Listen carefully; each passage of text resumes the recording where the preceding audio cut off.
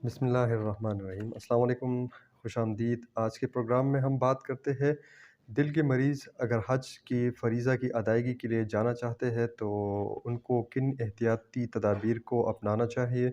ان کو کن باتوں پہ عمل کرنا چاہیے اور کون سی باتیں ہیں جن کو مد نظر رکھتے ہوئے وہ اپنی اس فریضے کی ادائیگی کو بحسن ادا کر سکتے ہیں بغیر کسی ایشو کے۔ حج اسلام کا بنیادی رکن ہے اور ہر سال ذی الحج کے مہینے میں دنیا بھر سے آئے ہوئے لاکھوں کی تعداد میں مسلمان مکہ مکرمہ میں فریضہ حج ادا کرتے ہیں۔ حالیہ اسٹیٹسٹکس کے مطابق دنیا کے تقریباً 160 ممالک کے 25 سے 30 لاکھ تک افراد حج کی فریضہ کی ادائیگی کے لیے سعودی عرب آتے ہیں۔ حجاج کرام میں زیادہ تر افراد بڑی عمر کے لوگ ہوتے ہیں، یعنی ان میں زیادہ تر معمر لوگ شامل ہوتے ہیں۔ اتنی زیادہ تعداد میں لوگ جب ایک چھوٹے سے علاقے میں آ جاتے ہیں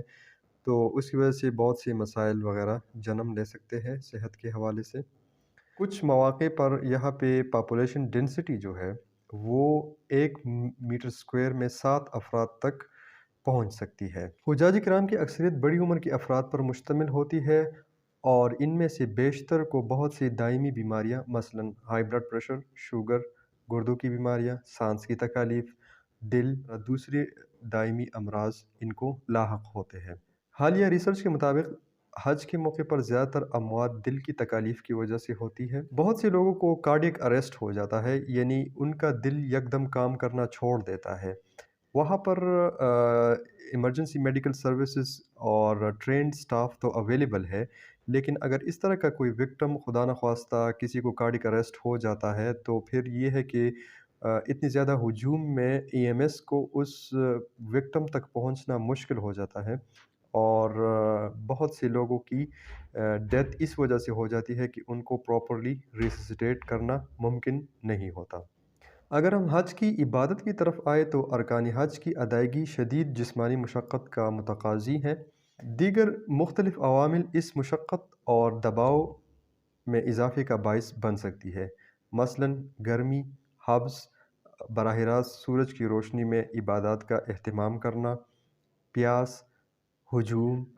اور اس طرح ٹریفک کے مسائل، بے خوابی، اونچے مقامات تک پیدل سفر، پتھریلی اور سخت زمین پر چلنا وغیرہ شامل ہے۔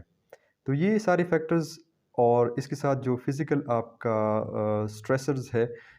جو ایٹ رسک لوگ ہوتے ہیں یا جن لوگوں کو خطرہ ہوتا ہے، ان میں مشکلات اور کمپلیکیشنز کا سبب بن سکتی ہے۔ اس کے علاوہ چونکہ ہجوم اور ایک دوسرے کے ساتھ میل جول زیادہ ہوتا ہے اور یہ جو فیکٹر میں نے آپ کے ساتھ ڈسکس کیے تو ان کی وجہ سے یہ لوگ سانس کی بیماریوں میں مبتلا ہو سکتے ہیں، خاص کر دل کے وہ مریض جن کو انجائنا یا دل کی رگوں کی تنگی کا مسئلہ ہے، تو وہ جب فزیکل ایگزرشن کرتے ہیں ساتھ میں یہ دوسرے سٹریسز مل جاتے ہیں تو ان میں پھر اسکیمیا کا خطرہ بڑھ جاتا ہے۔ اس کا مطلب ہے کہ وہ پھر انسٹیبل انجائنا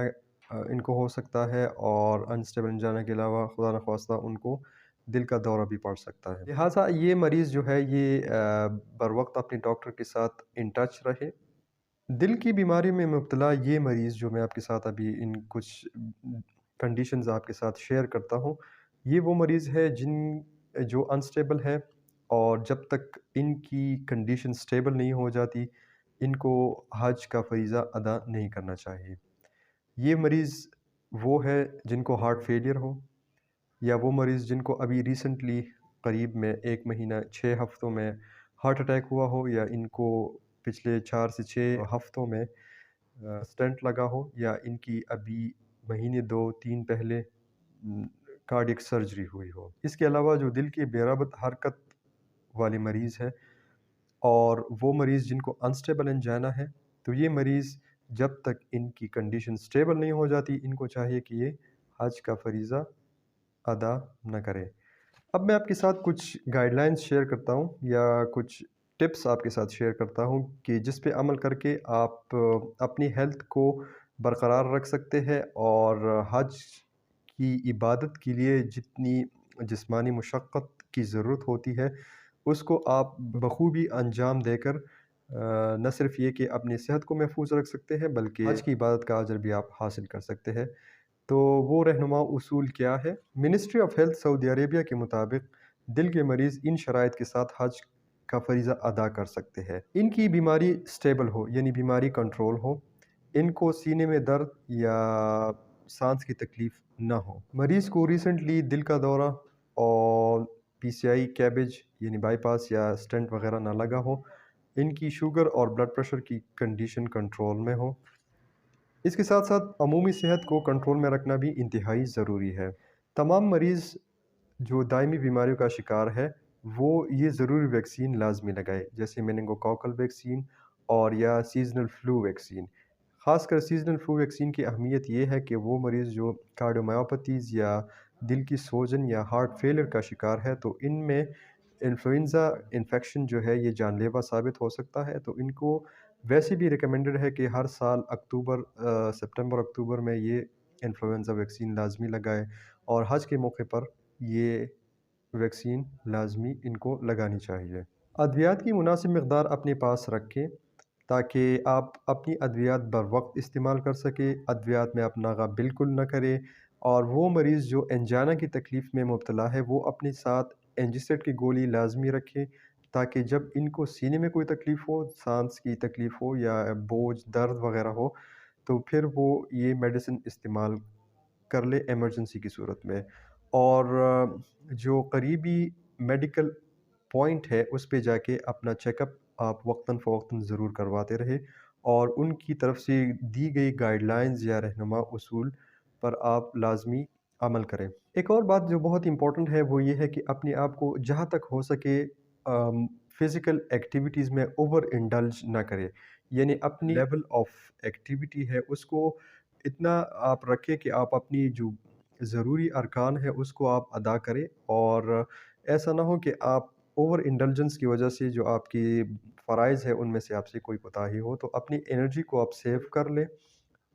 بہت زیادہ جسمانی اور ذہنی دباؤ میں اپنے آپ کو بالکل بھی نہ ڈالیں، خوراک کا خاص خیال رکھیں، اور بیماری کی نوعیت کے مطابق آپ بہت زیادہ نمک، چکنائی اور میٹھی اشیاء سے پرہیز کریں۔ زیادہ ہجوم میں جانے سے پرہیز کریں۔ اگر سینے میں آپ کو درد یا تکلیف محسوس ہو تو فوراً اپنے ڈاکٹر سے رجوع کریں یا ان کی طرف سے فراہم کردہ نمبرات پہ رابطہ کریں۔ ان مریضوں میں ایک اور مسئلہ یہ ہو سکتا ہے کیونکہ ہجوم، حبس اور دھوپ میں بیٹھنا ہوتا ہے، تو ان میں خاص کر وہ مریض جو ڈائیورٹکس میڈیسنز لیتے ہیں، یعنی وہ ادویات جو جسم سے پانی کا اخراج کرتے ہیں، اور تو یہ دونوں فیکٹرز مل کے ڈی ہائیڈریشن کا سبب بن سکتے ہیں، اور ڈی ہائیڈریشن کی وجہ سے چکر آنا، بلڈ پریشر کا لو ہونا وغیرہ شامل ہے۔ اس کے علاوہ کچھ اور مریض ہوتے ہیں جو خون پتلا کرنے والی میڈیسنز لیتے ہیں، جیسے ایسپرین، یا اس کے علاوہ اگر ان کو بے ربط دل کی حرکت کا مسئلہ ہے یا ان میں خون کی انجماد کا مسئلہ ہے تو وہ وارفرین اور اس سے ملتے جلتے میڈیسنز پہ ہوتے ہیں۔ ڈی ہائیڈریشن اگر ہو اور پیشنٹ خون پتلا کرنے والی میڈیسنز پہ ہو اور خدا نخواستہ پیشنٹ بے ہوش ہو کے گر جائے تو ان میں انٹراکرینل بلیڈ یا جسم کے اندر کسی بھی جگہ پہ خون جانے کا خطرہ ہوتا ہے، لہٰذا یہ مریض جو ہے یہ حد الوسع طور پر اپنے آپ کو ڈی ہائیڈریشن سے بچائے، ہجوم، گرمی، حبس وغیرہ میں نہ جائے، پانی، مائعات وغیرہ کا استعمال زیادہ سے زیادہ کرے، دھوپ اور سورج میں براہ راست بیٹھنے سے پرہیز کریں۔ ہیٹ سٹروک یا ہیٹ ایگزاشن بھی ان مریضوں میں ہو سکتی ہے، تو آپ کو اگر خدا نخواستہ سر میں درد، متلی، الٹی آنا، بدن میں بہت زیادہ درد، تیز بخار وغیرہ محسوس ہو تو مائعات وغیرہ کا بہت زیادہ استعمال آپ کریں، آرام کریں، اور بخار کی دوا لے کر آپ ڈاکٹر سے مشورہ کریں۔ تو یہ کچھ ایسی موٹی موٹی باتیں تھیں اور رہنما اصول تھے کہ جو حج پہ ہمارے جتنے دوست احباب جا رہے ہیں ان میں سے بہت سارے بلڈ پریشر، شوگر اور دل کی بیماریوں میں مبتلا ہوتے ہیں، وہ ان باتوں کو ذہن میں رکھ کے نہ صرف یہ ہے کہ اپنے سفر کو خوشگوار بنا سکتے ہیں بلکہ اپنی عبادت کو بھی انشاءاللہ بہتر طریقے سے ادا کر سکتے ہیں، ان کی بیماری کا لیول بھی کنٹرول میں ہوگا اور ان کو اپنی فرائض کی ادائیگی میں بھی کسی مشکل کا سامنا نہ کرنا پڑے۔ ایک بات ہمیشہ یاد رکھیں کہ کسی بھی سٹیپ پہ اگر آپ کی طبیعت خراب ہو، آپ کو کوئی ایکسٹراڈنری سمٹمز آ جائے تو آپ فوراً میڈیکل ہیلپ لیں۔ انشاءاللہ دوسری ویڈیو کے ساتھ پھر ملیں گے۔ اللہ حافظ۔